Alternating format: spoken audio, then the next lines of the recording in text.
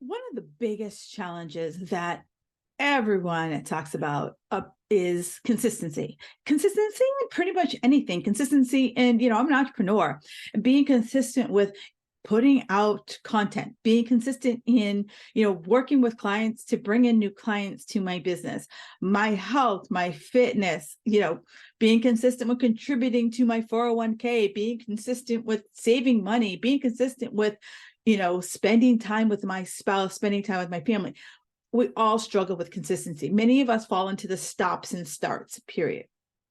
And so, health and fitness is my jam. And so I feel that a lot of the things that I talk about, yeah, they can span a lot of different areas in our lives, but my primary focus is health and fitness. So right now, I want to share with you several ways, and they're not in any particular order, but they all build upon each other. And every time I do these kind of listicle type podcasts, I never want anyone to be sitting there, writing everything down and feeling like, OMG, I got to do it all, because you don't. Because if I try to do it all, that's when I get overwhelmed and I stopped and I don't become consistent, right? That's the biggest, I feel, challenge to consistency, is that we tell ourselves these lies that I have to do everything and I have to do it all right now. And if I skip one step, I'm screwed and I have to go back to the beginning. And that's just not where we make progress. And, as I will talk about in this episode, progress is 1%, like one step better, one step every single time. And trust me, this is someone who, I was an all or nothing person. Like, I had to do all the fucking things, or why do it at all? Because I was like, it's not going to work if I don't do it all. How do I say this to you? We are not a piece of IKEA furniture, right? If we miss a screw, the furniture there is not going to fall apart. Okay. It's not going to fall apart. It is a sign that I'm doing too much. It is a sign that I bit off more than I can chew. And it's a sign to say to myself, okay, how do I course correct? Right. Back during the midst of Rona, everyone's talking about, we need a pivot, right? Pivot, right? How do I pivot? So this episode is for you. If you've ever said, it's hard for me to keep up momentum, I just can't find my momentum or keep my momentum or sustain my momentum. If you're like, I just really need to create a plan that I can stick to for more than 3 months, right? I need the strength to be able to put myself first versus work, family, other things that keep knocking your health and fitness out of the box. So here are, like I said, about 10 steps that will really help you stay the course of consistency. And the first place is, get specific. And a lot of my clients, they'll say, I'll be like, hey, so you came to work with me. Great. Awesome. So what's your goal? What are you looking for? I want to get healthy. Well, healthy is a big fucking word, right? What does that mean? We need to get specific. And the more specific you get in what you're trying to achieve, the more likely you are to achieve it. There's a saying that if I aim at nothing, I'll always hit it. And I feel that so many of us are afraid to get specific. One, because we don't know what we want. Two, because what if we get it? What if we get it? Or what if I can't? And then I will be disappointed yet again about not being able to achieve it. So get really specific. So it's like, I want to get off blood pressure medication, cholesterol medication, whatever the medication you may or may not be on. I want to open my closet and wear whatever the hell I want, and not be like, try things on and pray, lay on my bed with a zipper, Cindy Belosi. This was back in the 8th grade. I don't know what she looks like now. So those are the questions that I want you to be able to ask yourself, right? Get really specific, get like freaking granular. Like, I want to be able to have a healthy breakfast every single morning, which includes a protein or a fiber or a fat. Like, be so freaking specific that some rando on the street is like, oh girl, I know exactly what you're talking about. That's how specific I want you to get. 2, know your why. Why do you want this? And some of us, it's my husband, every time he goes to his doctor, he's like, lose 20 pounds, but he gives him all these like 20 pounds. Like, he sees his doctor every 6 months. 20 pounds in 6 months, it's a challenge. I know many of you are like, we're supposed to lose 1 to 2 pounds a week. Yeah, that's if you're a virgin fucking dieter. But if you've listened to an episode I did about 3 weeks ago, I said the average person has been, by the time they're 45, has been on 16 plus diets. So you're no longer a virgin dieter. So your body's like, girlfriend, I know exactly what you're doing to me, and I ain't going to give it to you. So put that in my husband's head, like every single time he goes to the doctor and he's like, lose 20 pounds, lose 20 pounds, lose 20 pounds, that becomes very demoralizing. And then all of a sudden you're just like, fuck you, right? You're like, no, I ain't doing it. Screw off. And so I want you to just know what your why is, right? So if your why is that you want your doctor to shut the fuck up, is that a strong enough why for you? Is your why, one of my clients, Mandy's like, I want to have energy to keep up with my kid.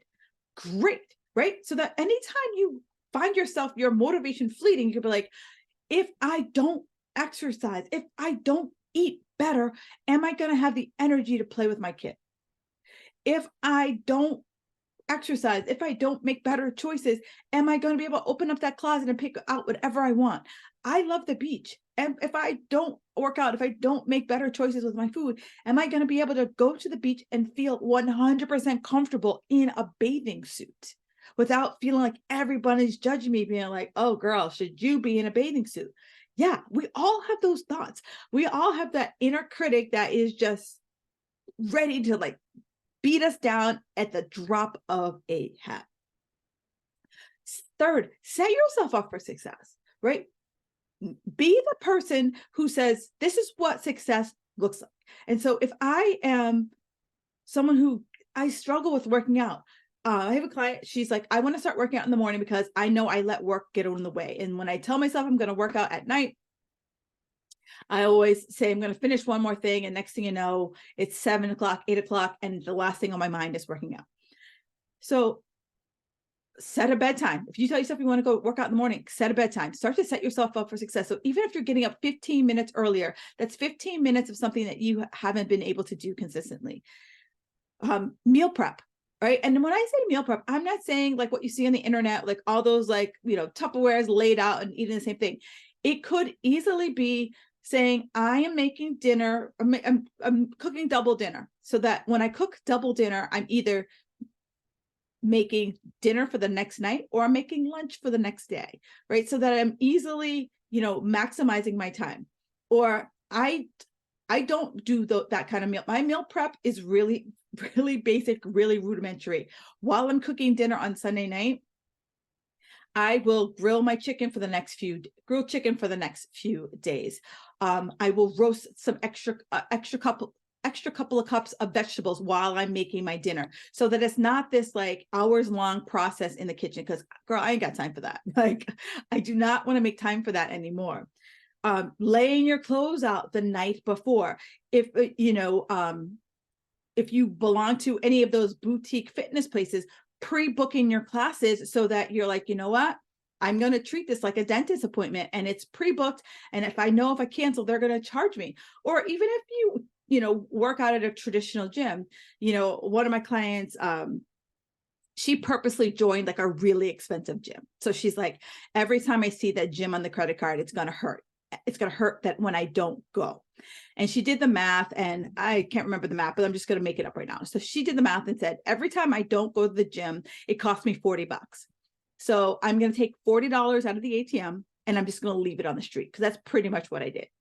And so I want you to think about, like, how can I set myself up for success with my goals, right? And again, going back to the top, get really specific at what is it that you're trying to achieve. So does it mean I got to go to the damn grocery store? And maybe, nowadays, thank you, one of the few bonuses coming out of Rona, you can have your groceries delivered. You could have your grocery, pick out your groceries and they throw it in your car for you. I can't remember what they call that, but you pre-pick out your groceries and then you just show up and they throw it in your car, and all you have to do is bring your groceries in. You don't have to step foot inside the grocery store. Fourthly, break up with the guilt. stop with the guilt, right? Stop with the guilt if you set up these ridiculous expectations about yourself. Oh, I'm going to go to the gym every single day for 2 hours. I'm going to eat on point every single, well, first of all, on point is not clear. So what the hell is on point? Clear that up. Get very super specific.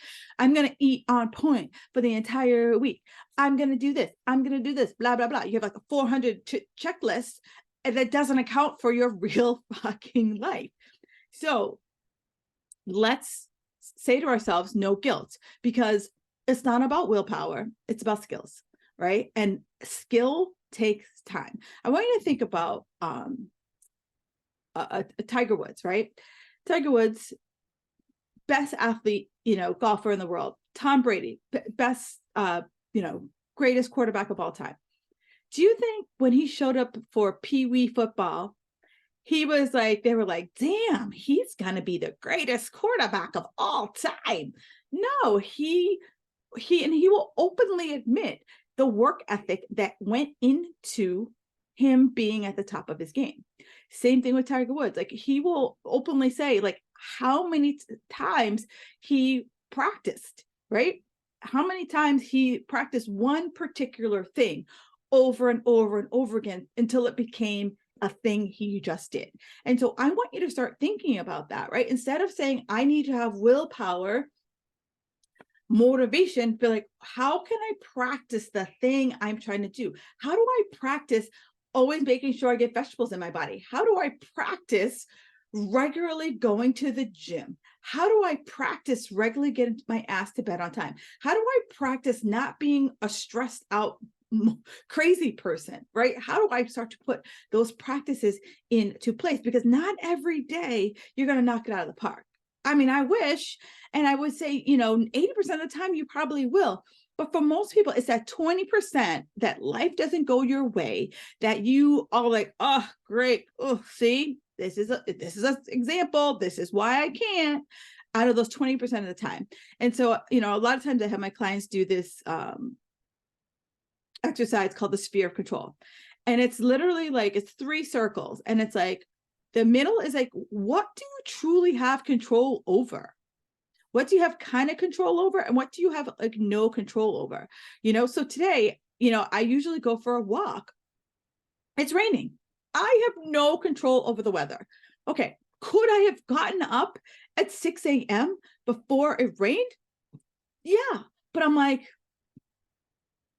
it's okay. I have an alternative. Like, I'm like, yeah, I could have gotten up at 6 o'clock, but I'm like, you know what? It's a rare time that I get to sleep in. So I'm going to honor my sleep. And instead, I hopped on my Peloton, right? There's options, but many of us get so vapor locked in how it should look that we don't start to think about what are the options that I could do. And, if you work with me for a while, I always know about good, better, best, right? What is the absolute best choice? What is what's the next step down, and what is just bare bones? And if I start thinking in terms like that, it gets me out of the perfectionist cycle, because I see so many of my clients. I'm an A++ type personality, and it was my A++ personality that kept me so pigeonholed. And I see so many of you saying, Kim, I know I'm a perfectionist, but if I keep identifying as a perfectionist, I will always be prone to those perfectionist tendencies. But if I say I'm a recovering perfectionist, because I am in recovery, right? Just how people are recovering alcoholics, you will always have that tendency. But if I start making better choices so that I can be more proactive, when I feel the proactiveness coming through, I'd say, you know what? Boop, boop, boop. Pump the brake. Good, better, best. Good, better, best. Right? Because every day can't be an A++ day. And it's taken me a while to slowly believe that it can't be an A++ day. 5th, how are you tracking your progress? And I don't mean the scale, because the scale, there's so many things that go into that damn scale. And like I said, unless you're a virgin dieter, the scale is not going to move, you're not going to lose 1 to 2 pounds a week. It's just not going to happen. And second, another episode I did, you can't always be on a fucking diet, right? It is the dieting that's probably keeping you stuck. And so, I went into great explanation in that podcast. So feel free to go back and listen to that episode. But how else can I track progress? Food log, right? 80% of all of your progress is going to come from nutrition, right? Jack LaLanne said it best: nutrition is queen and fitness is king. So many of us want it to be the other way around. For so many of you, exercise is your jam. You're like, I can do this all day long, twice a day, right? That's your jam, because we get so hopped up on the hormones. I mean, the endorphins, the serotonin's flowing. We just feel like gods, right? I get it. I love a good workout too.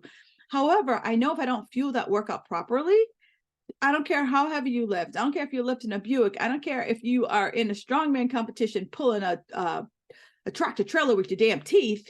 If I'm not fueling for that, I am not going to get the gains out of that workout. So food, tracking my food. Do I have to track my food for the rest of my ever living life? Oh, hell no. But I always say to people, if things aren't working the way you want, we need to start using some data, right? Data, not drama. So what is that? What am I putting in my mouth? And many of us, we lose track of what a tablespoon looks like, what is a true tablespoon, but what we have been putting into our food so that it looks like the size of our head tablespoon. We also, if you're a mommy, maybe you're eating off your kid's plate. If you work in an office environment, maybe you're grabbing, 1 or 2 candies from the office candy jar. Maybe I am, overly oiling my food, overly oiling the food that I'm cooking with. So if I start to, food log is about awareness. Like, are you actually putting in your mouth? And I challenge you, log your food for at least 2 weeks. And it's knowledge. And for me, I love logging my food when I'm trying to dial things in, just to be like, if I were able, that's it right there. I didn't realize like how big of a dial mover that was, as far as like how many calories I was taking in. And instead of radically cutting things, like, instead of having a full thing, if I had a half a thing, that would change things around. Your whole body measurements, right? For women, measuring around my chest, measuring my waist, measuring my hips, measuring a thigh, measuring an arm, just so we can kind of see, measuring your neck, see what's going on. And every 4 weeks, take a measurement, taking a picture, right?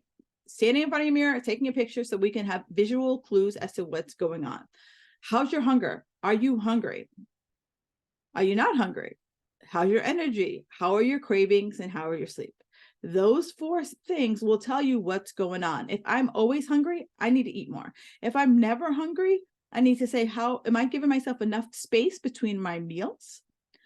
Maybe there's some type of hormonal issue going on. Maybe I'm stressed out right now.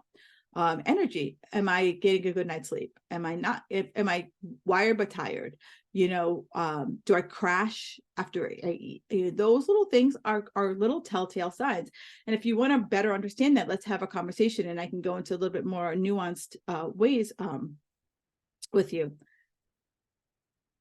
6, boundaries. This is huge for so many women, because some of us, we're people pleasers, right? We don't want to rock the boat, right? We've been raised to not rock the boat. We've been raised to, get along, to go along to get along. And so we created our why, and our why is the beginnings of our boundaries, right? So if I told myself I was going to bed at 9 o'clock, it now dictates to me if there is something going on at 9 o'clock in my house. Do I need to be a part of it? All right. Is there a reason for me to be up past 9 o'clock, so that I can say to myself, no, I don't need to be a part of it, or yes, I need to be a part of it, right? So that I can ask myself better questions, because, my boyfriend, Tony Robbins, if I ask myself better questions, I get better answers. And so if I start to protect, like, even that simple bedtime boundary, right? Start to protect that, then it will snowball into other things I'm only protect. I go out with my friends. Can it be a free for all? Calories? Sure. Or can I say to myself, you know what? I'm only going to have 2 glasses and that's okay. And regardless of what friends say, I'm only going to have 2 glasses, right? So it's coming up with these little boundaries that we can start to hold ourselves accountable, right? So many of us, we're great when someone else is holding us accountable, but as a coach, ideally, you want me to move in with you and smack the food out of your hand, smack the wine out of your hand, but I can't do that. But if we can start to build these little small boundaries, then absolutely we become a little bit more accountable to ourselves on a regular basis. And so boundaries are, you do what you say you're going to do, and you know what you can say yes to, and you know what you can say no to. 7, 1% better every day. James Clear, he is another God of mine. It's the small incremental changes. So many of us want to, again, step up and hit it out of the park, be that home run, score the winning touchdown, score the winning basket. But it's the little things that we do over and over and over again that is going to build us to success. So I've used this example. James Clear uses this example. I believe it's in his book. I've heard him speak a bunch of times, so I can't remember if it's in his book or just what he's talked about. So he talks about an ice cube, right? So ice cubes freeze at, water freezes at 32 degrees, right? So at 32 degrees, boop, we put out the ice cube. And we look at it at 32 degrees, there's nothing happening. No, it's just like ice is like, yep, I got this. 32 degrees is exactly what I need. Boop, boop, boop. I turn up the temperature to 33 degrees. And it's like, it's a little warm in here, but I'm fine. I turn it up to 34 degrees. Maybe we start to see a little glisten on the top of the ice cube. I turn it up to 35 degrees, right? So it's one little thing at a time. Eventually that ice cube is going to melt, right? And so for many of us, when we do those simple, small things, we expect to be like Amazon Prime. And if I start something on Monday, by Friday, if I'm not seeing dramatic results, good Lord, I suck and I'm off to the next thing. But it's what can I stick with? And I use 90 days. 90 days is this for me, is the perfect container. It's seasons. Think about our seasons. Most of our seasons are 90 days long. So I want to start something for 90 days and see how long can I sustain that. And every 30 days, I do a check-in. Okay, what's going on with data, right? What's going on with data? And then I can make small tweaks. It's not throw it all out and start again. Small tweaks, small tweaks, small tweaks, small tweaks. Okay. So then we have what I will always refer to. So we got 1% better. Now we got the power of one thing, right? If I'm changing 500 freaking variables, how am I to know what is the thing that actually moved the dial? And again, I go back to a podcast where I believe it was last week or in the last 2 weeks, I talked about the big dial movers, right? So many of us are should I have kale or spinach? That's not a real dial mover. It should be how many overall cups of vegetables are you having, right? That's the better question to ask ourselves, not nitpicking down to kale, broccoli, cauliflower. It's overall, how many vegetables are you having? Bottom line, end of story, because that's what's going to be the dial mover, especially if you're over 40. We need the fiber. We need the fiber to help poop out those excess hormones, right? So one thing, what's that one small thing, 1% better, right? So the power of one thing, that book changed my freaking life. I think I need to reread it, right? Because I feel when we go back and we revisit some things, I always learn something new. For a really long time, I worked for a woman, and I'd say, God, she's been in my life since 2005, right? And so from 2005 until about 2018, 19, every year she had three camps that I worked, and she would say the same shit, right? Same shit. But every time I heard her say the same things, I heard it differently because I was in a different place, right? I was ready to hear something she said. And finally I was oh, is that what she meant by that? Ah, I didn't know that. Intriguing, right? So I want you to start thinking about what is that one simple thing? It could be water, right? For you guys know my whole water thing. Like this thing comes with me all the time. And I just I fill this up and I make sure I drink at least half of this before I head downstairs. I drink the other half after I have my first cup of coffee. And for those of you who are not watching on YouTube, I had a big thing of water, right? Adding in an extra cup of fruits and vegetables every single day. Right now, I'm doing this. I'm doing an 800 grams challenge. I'm trying to see if I can eat 4 to 5 cups of vegetables.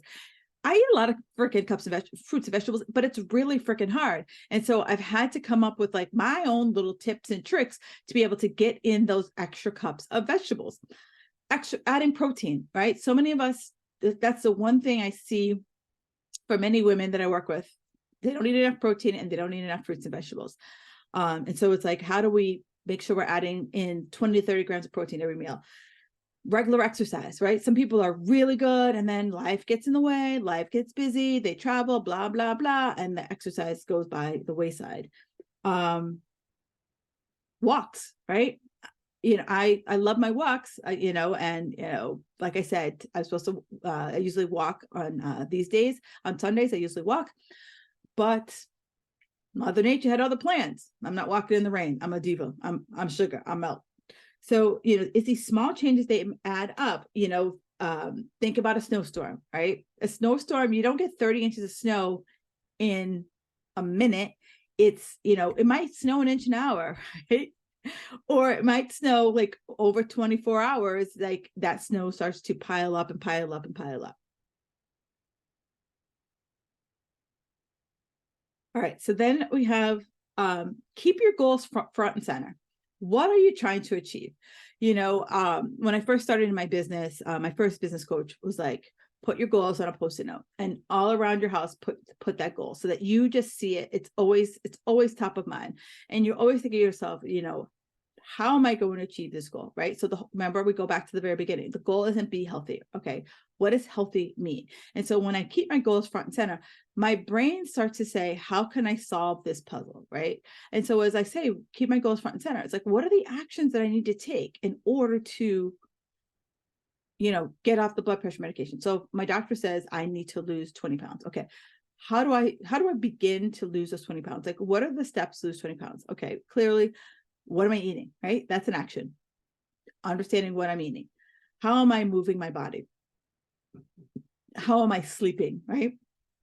How am I managing my stress? So we start to think about, the actions. But if I keep my goals front and center, it's my reminder, right? If I go back to my why, if my goals and my why intersect with each other, it's that constant like visual cue, like, okay. A lot of times, as an entrepreneur, a lot of times they'll say, put your goal, like the screensaver on your phone, right? Screensaver on your phone, screensaver on your computer. Have your goal be, part of your passwords so that it's always just this constant subtle reminder of like, this is what we're working for. This is what we're working towards. And for me, it helps because I live in Boston, and in February, some days I just don't want to straggle my ass out of bed.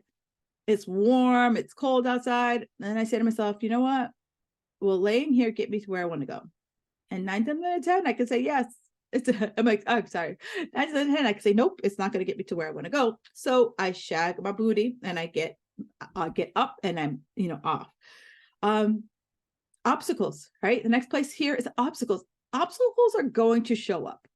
I can't like let's just know that. And so some of them are known obstacles. So I would love for you to say, okay, what are the things that always come up that get in my way?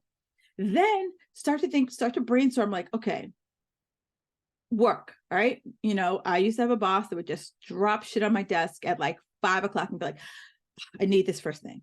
All right. And so then, if I had something to do, boop, that plan's gone.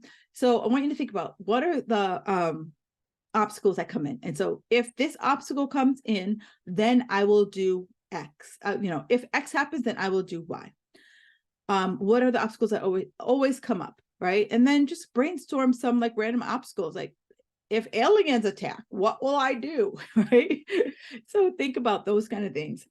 And then, as I mentioned earlier, we need to break up with perfection. Perfection is not a thing. We are human. And if you are perfect every single week, week after week, month after month, year after year, rock on with your bad self. But many of us are human. Shit is going to happen. And if I say to myself, shit is going to happen, but I'm prepared for when shit happens, that's going to really help me to break through my perfectionism. The other thing is that, like, you know what, as we mentioned, it's like, as I write down what's 1% better I'm trying to get, and I'm focusing on one thing. So like right now for me, I'm focusing, I'm like, okay, I just want to see if I can get through these 800 grams of fruits and vegetables. That's it. Like that is my focus, because I know everything else will fall into place. And it's a 90-day focus. And at the end of 90 days, and we're like, okay, how'd it go? Right? I'm going to be like, how'd it go? What are the tweaks and adjustments that I need to make? But, you know, there's a person that I follow, and she says, you know, she's a recurring perform. Let's see, rewind. I can speak. She is a recovering perfectionist. And she says, I used to go for the A+, guilty as charged. And she said, go for the B-, right? You know, because I remember as a kid, I've told you guys this story before. I would come home with a C and I'd be like, I got a C, I'm average. And my mom would be like, you are not average. And I was like, I blame her for my attitude because, you know, in my mind, I'm like, I am not average, right? Because I heard it over and over and over again. So B-, right? It's like, I'm a little less, I'm above average, but I'm not perfect, right? So go for that B-, because the more I strive for perfection, the more I get disappointed. And the more disappointed I get, the more I'm like, fuck it, I ain't doing it, right? So I don't want you to be, fuck it, I'm not doing it. I'm like, let's just keep going. Then we have make a decision to make it work, right? Put a stake in the damn ground and say, this is what I'm going for, and let's make it work, right? How could I make it work? And the first place I could think about how would I make it work is I work my reps, right? Is it realistic for my life? Am I trying to lose 500 pounds, right? That's not realistic, because many of you can't lose 500 pounds because you're not 500 pounds. Are you excited about it, right? Are you saying like every single day I'm going to eat chicken, broccoli, and brown rice, and I'm never going to have a glass of wine, or I'm never going to have a scoop of ice cream, right? That's bullshit. Could you make a plan for it in your life? And is it sustainable, right? So if I got to look at that decision and say, is it a realistic decision? But if it's a realistic decision, like the 800 grams of vegetables that I'm challenging myself to do, boom, that's realistic. And so now it's like, okay, I've made this decision. How am I going to fit this into my life? And so then it makes me be like, okay, I got to look at my meals. So I'm like, okay, I can add in, an extra cup of fruit into my shake in the morning. I can add in a vegetable into my shake in the morning. Okay, what can I do for my lunch?